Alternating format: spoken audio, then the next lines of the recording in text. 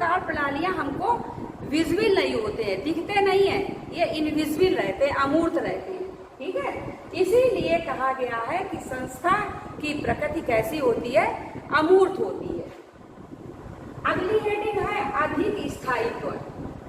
जैसा कि हमने बताया है आपको कि संस्थाएं जो होती हैं वो कैसी होती है, इनमें अधिक स्थायित्व होता है। काफी समय तक वो संस्थाएं जो जिनका निर्माण हो जाता है वो काफी समय तक, लंबे समय तक चलती रहती हैं, है ना। ऐसा नहीं है कि एक संस्था को बनाया, कार्यप्रणाली नियम बनाए और उसके बाद संस्था को क्लोज कर दिया, तो ये कैसा होता है, इसमें संस्थाओं में अधिक स्थायित्व पाया जाता है, लंबे समय तक ये चलती रहती है संस्थाएं।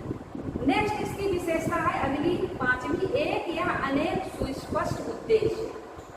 संस्थाओं के निश्चित रूप से एक उद्देश्य भी हो सकता है और अनेक उद्देश्य भी होते हैं। जैसे ही आप संस्था का निर्माण करेंगे तो उसी के अकॉर्डिंग आपके एक या अनेक उद्देश्य हो सकते हैं। जैसे कोई डिग्री कॉलेज ओपन हुआ है तो उसमें कई विषय सब्जेक्ट के आपको पीजी होता है ना, और उसमें यूजी, पीजी, इस प्रकार से और भी उसमें डिग्रियां हैं, बीएड है, डीएलएड है, इस तरीके की जो खुलते रहते हैं, उसमें ओपन बढ़ाते रहते हैं कोर्स को, तो उसके एक या अनेक, इसीलिए कहा गया है एक या अनेक इसके उद्देश्य भी होते हैं और इसके जो नियम और कार्य प्रणालियां हैं वो लिखित और अलिखित भी हो सकती हैं। नेक्स्ट है अगली हेडिंग है इसकी सांस्कृतिक उपकरण। किसी भी संस्था को सुचारू रूप से चलाने के लिए उसके उपकरणों का, उसमें उसी के अकॉर्डिंग उपकरणों का होना बहुत अधिक आवश्यक है।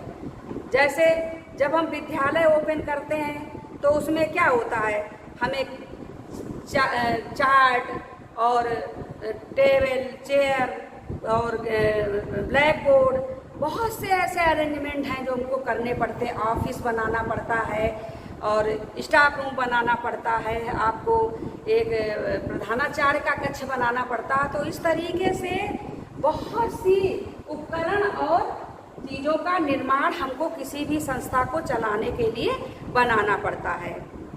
नेक्स्ट है प्रतीक। प्रतीक मतलब होता है सिंबल। सिंबल क्या होता है, जैसे जो क्रॉस का सिंबल है वो चर्च का है, सबको पता होगा कि क्रॉस जो है चर्च का सिंबल है ना। और उसी प्रकार से ओम जो है किसका सिंबल है, ओम जो है आर्य समाज का सिंबल है। आर्य समाज के लोग ओम सिंबल का प्रयोग करते हैं। उसी प्रकार से प्रत्येक संस्था का अपना कोई ना कोई सिंबल या प्रतीक अवश्य होता है। नेक्स्ट है परंपरा। संस्था जो है वो परंपराओं पर निर्भर होती हैं, है ना। और परंपराएं कैसे, परंपराओं के द्वारा ही हम किसी चीज को जो काफी समय से, परंपराएं क्या होती है, जो काफी समय से चला आ रहा एक ही प्रकार का कार्य है ना, हमारी पीढ़ी दर पीढ़ी हस्तांतरित होने वाले कार्य हैं, तो उसको हम कहते हैं ये हमारी परंपरा है, ये हमारी संस्कृति है।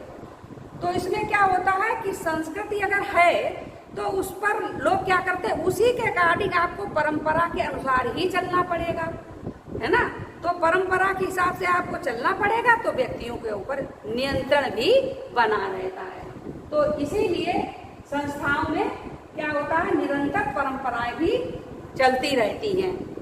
तो यहीं से मैं अपना ये लेक्चर समाप्त करती हूँ और अगले लेक्चर में आपसे फिर मिलूंगी।